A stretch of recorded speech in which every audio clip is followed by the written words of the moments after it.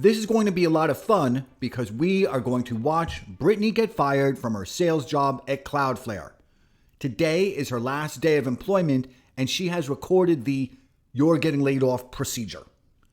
There is a painless wisdom from forensically studying other people's mistakes. So let's reverse engineer what's gone wrong for her. We'll flip the script and we'll make this a how not to get fired from your sales job instructional video. There's a lot of lessons here, and let's go.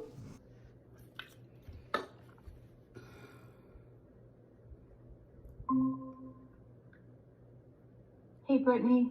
Hi. Yes, I'm so sorry. My name's Rosie. I'm just joining the call. Nice to meet you. I'm on the HR team.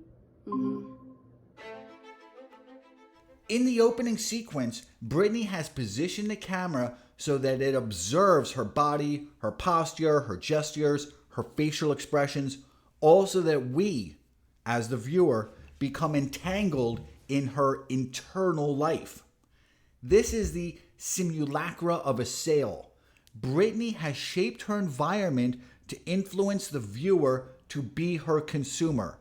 Brittany is the salesperson.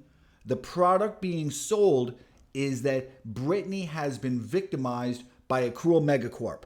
The HR people are the faceless, miserable bureaucrats. But there is no sale to close. Instead, she is merely creating an obstruction for the work of others. This is her waste of time, and that's what also makes her video informative. We'll explore this a little later. Let's keep going. Hi, Brittany. Hi. Thanks for meeting with me and Rosie. We have an important meeting today. We've finished our evaluations of 2023 performance. This is where you have not met Cloudflare expectations for performance. We've decided to part ways with you. Yeah, I'm gonna stop you right there. Brittany says, "Stop right there." She makes a strong gesture and she is impeding the intentions and the forward progress of the call that HR initiated. Her objective here seems to be to hijack the call and redirect it onto a path that is favorable to her. But again, nothing she is doing converts to currency. Let's keep going. Sure. So I started August 25th. I've been on a 3-month ramp. And then it was 3 weeks of December, and then a week of Christmas, and then here we are. I have had the highest activity amongst my team. Since I've started, I have had 3 contracts out, done a really great job managing my deals up until the very end that decided not to close last minute. So I don't think that makes a lot of sense for me in my Cloudflare journey here so far. Also, every single one-on-one I've had with my manager, every conversation I've had with him, he has been giving me nothing but I am doing a great job, I have had great activity, I have really great meetings, I'm picking up the products very quickly, and things have been going really, really well. I make really great relationships with my clients. Brittany says she started working for Cloudflare in August. It's now January. Brittany says that she has had the highest activity amongst my team. Brittany has gone on the offensive and she is carpet bombing her audience and sympathizers with intensifiers. Brittany is effusively praising Brittany through the proxy of her absent manager. According to her, her manager has said that she's doing a great job. She's had great activity. She's had really great meetings, and that she's picking up the products very quickly, and she makes really great relationships with her prospects. Okay, as we are disassembling what Brittany says, let's reassemble it with accompanying lessons. Energy allocation. Be cautious with how you expend your energy because emotional reservoirs are easily exhausted and they are difficult to replenish. Brittany is depleting her emotional reserves and there is no yield for her on this output. There's not even a cathartic type of release because Brittany is deceiving herself about her work performance. So it's exactly the opposite of some type of an unburdening. Instead, she is compounding the failures.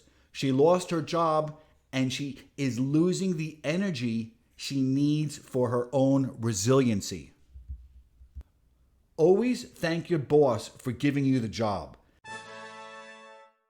If Brittany had cultivated a good relationship with a manager, she would still be working there even if she didn't satisfy performance expectations. She would have had an advocate and an evangelist within the organization. Appreciation can express itself in many different ways. For example, Brittany might have said, "Hey boss, can you join me on this call? Hey boss, I'd like you to listen in and tell me how I can make this call better." Allow your boss to become a participant in your success. Don't hang out with losers at work. Brittany has written in text to her TikTok video that her best friend at work has also just been fired. But why was Brittany spending any time with other non-performing sales reps? Was she calibrating her activity by their failures? A new employee's first job is to find mentors and advocates who are successful within the organization. As soon as you begin, your pursuit must also commence. Be circumspect in your communications. Social communication is different than professional communication. There are different cues, there are different rules. The distinctions should not be blurred. Either she was not informed of proper professional etiquette or she refused to comply with it. Brittany wants to elevate herself above the HR people. She demonstrates this by refusing to respect protocols, acknowledging the other person's presence on a call by simply saying their name. "Hi, Rosie." The basics of congeniality, such as smiling and behaving in a non-hostile way. Your first prospect is your own mind. Your second prospect is your coworkers and your manager, and it's your third prospect that is the one outside your head and outside the office. That is the revenue generating customer.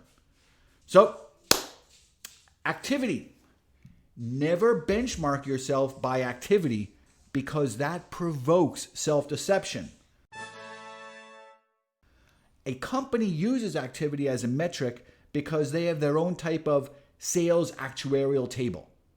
They have the law of large sales numbers, of which the individual salesperson, for example, Brittany, is just one blinking data point.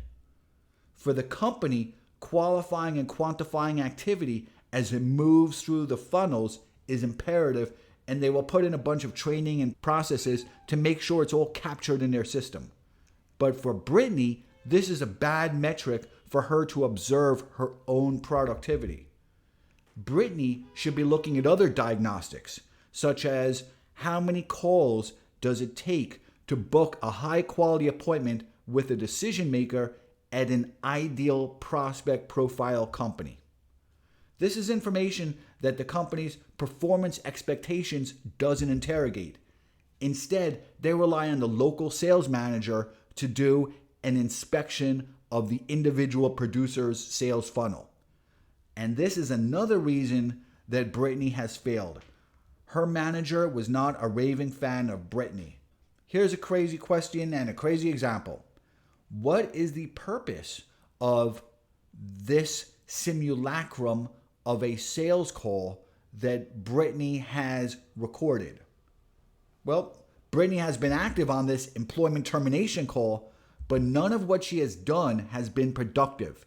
She is not operating in a linear motion that is optimized to result in any emotionally or financially productive outcome for her.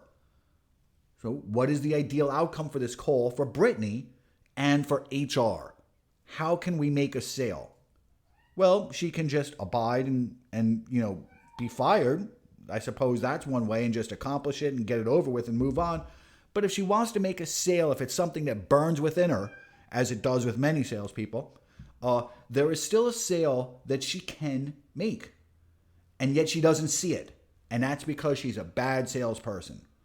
Brittany could have been pleasant with the HR staff and enlisted them as her advocate in this termination by simply saying things like, I respect you both and the reason for your call to me. And then she could have gently demanded more money as severance payment because that's the best outcome for her. Instead, she foreclosed on any opportunities for negotiation. HR people have some discretion to give out separation payments. There is a range, bottom, top. Brittany should have probed for more money. She didn't because she was active, not productive. Let's keep going. So I am going to skip forward a couple of minutes. You're not missing anything important. And let's pick it back up here.